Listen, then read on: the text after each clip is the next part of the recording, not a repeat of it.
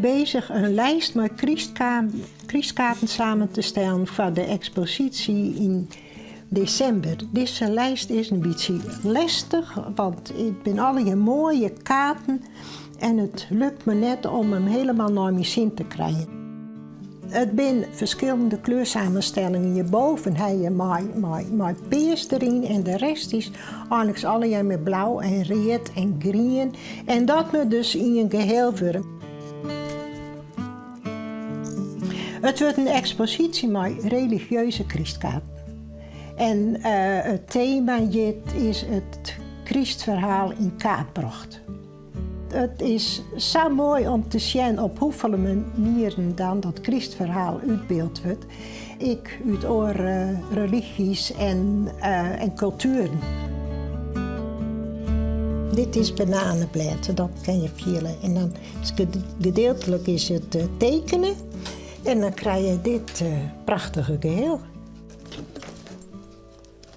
Wat vind je nou zelf een hele mooie? Dit vind ik hij is heel bijzonder. Dit is een kaart die het in Paken, nou dat is nog haast voor 40 jaar geleden, het gekregen toen er een keer ziek was. Maar het bijzondere aan deze kaart is dat Jozef en Maria je staan te liften. Wat vind je zo mooi aan deze kaarten?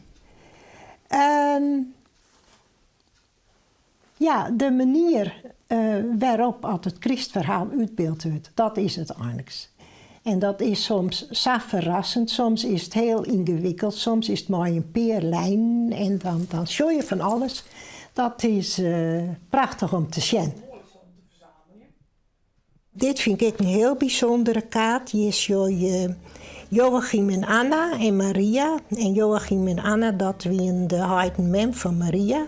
Ik heb nog nooit de heid en mem van Maria op een kaart zien. Nee, ik niet. Dit is de enige kaart die ik heb.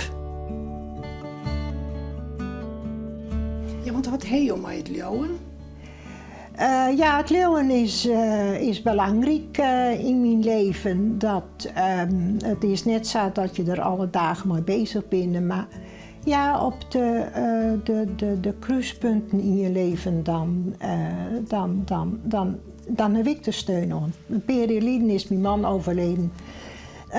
Toen heb ik voor merken dat ik om mijn geloof een soort steun hier. En voel je dat dan ik een beetje als je met deze kaarten bezig bent? Nee, dat kan ik net zozeer zeggen. Ja, dit is hobby. Dit is gewoon voor de leuk. Ja, dit is hobby. Kijk, hier heb ik nog een heel bijzondere kaart. Dit is het huwelijk van Jozef en Maria.